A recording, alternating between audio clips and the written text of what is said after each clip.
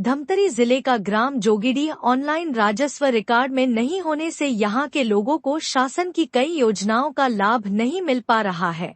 गांव को राजस्व रिकॉर्ड में लाने के लिए ग्रामीण सरकारी दफ्तरों के चक्कर काट रहे हैं।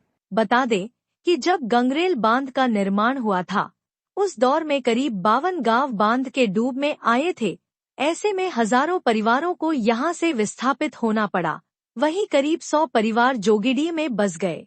जोगीडीह के निवासियों ने बताया कि वह सभी लोग करीब 40-50 सालों से गांव में निवास कर रहे हैं और लंबे समय से जोगीडीह को राजस्व ग्राम घोषित करने की मांग कर रहे थे, जिसको लेकर शासन ने जोगीडीह को राजस्व ग्राम घोषित किया है। लेकिन घोषित होने के महीनों बाद भी गांव का ऑनलाइन भूया पोर्टल में B1 और नक्शा इंदराज नहीं होने से यहां के किसानों को धान बेचने सहित कई तरह की समस्याओं का सामना करना पड़ रहा है। इसके साथ ही उन्हें शासन की कई योजनाओं का भी लाभ नहीं मिल पाता। ऐसे में जोगीडीह के लोगों ने एक बार फिर कलेक्टर से मिलकर गांव का ऑनलाइन रिकॉर्ड भूया पोर्टल में दुरुस्त करने की मांग की है। गांव के जोगीडीह के कुछ समस्याएं हैं। हम लोग 40 साल से न कि आपका जोगीडीह में बसे हुए हैं। रेत देकर न कि राजस्व गांव को घोषित हुआ, परंतु हमें अभी तक न कि जो धान बेचते हैं तो बड़ी मुश्किल से पैसा मिल रहा, परंतु बोनस की राशि अभी तक न कि प्राप्त नहीं हो रहा है। शासन की योजनाओं का लाभ ग्रामवासियों को नहीं मिल रहा है, जिनके कारण हम गाँववासी न कि परेशान हैं। शासन की योजनाएं हमारे ग्रामवासियों को, जो छोटे किसान हैं, गांव के जितने भी रहने वाले व्यक्ति को प्राप्त हो, इसके लिए हम कलेक्टर पास में आए। हम अपनी गुहार लगाने के लिए कि हमारी शासन की योजनाओं को हमें न कि प्राप्त हो। जो जमीन है कि हमको न कि प्राप्त हुआ है, ऑनलाइन न कि आपका हो, तभी हमने कि हमारा काम होगा। बैंक से न कि लोन नहीं मिलता, कारण ये है कि आपका ऑनलाइन नहीं है।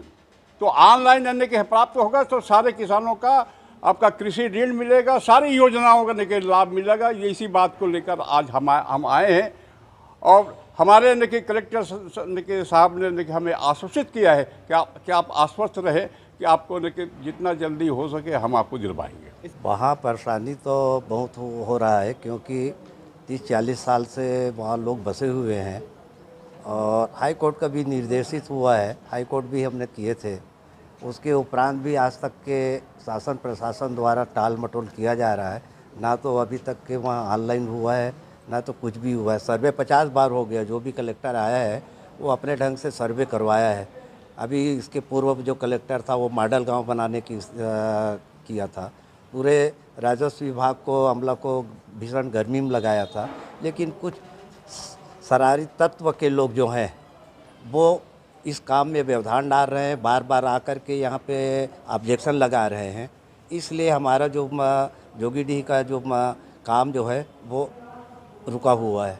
हाँ, प्रशासनिक द्वारा तो हमेशा लापरवाही बरती जा रही है। यहाँ से वहाँ, वहाँ से वहाँ, वहाँ से वहाँ, तहसील में जाते हैं तो यहाँ कलेक्ट्रेट में जाते हैं तो वहाँ, इस प्रकार की हमेशा हम लोगों के साथ छल कपट किया जा रहा है विस्थापित परिवारों द्वारा, जिससे हम बहुत दुखी हैं। हमारा यही मांग है कि जल्द से जल्द ये जो शासन की जो प्राथमिकता है वो हमें मिलनी चाहिए। ऑनलाइन है, जैसा हम ना धान बेचते हैं उसकी बोनस हमको प्राप्त नहीं होता, ना हमें बच्चों के लिए जाति प्रमाण पत्र बनाना पड़ता है तो उसमें B1 का नहीं मिल पाता, जिससे हमारी बच्चे जो है जाति प्रमाण पत्र से भी वंचित हो जाते हैं। बहुत अधिक समस्या है। इस समस्या की निराकरण करवाने के लिए कलेक्टर महोदय से मिलने आए थे। उन्होंने आश्वासन दिया है कि भाई कि इस संबंध में हम उचित कार्रवाई करेंगे।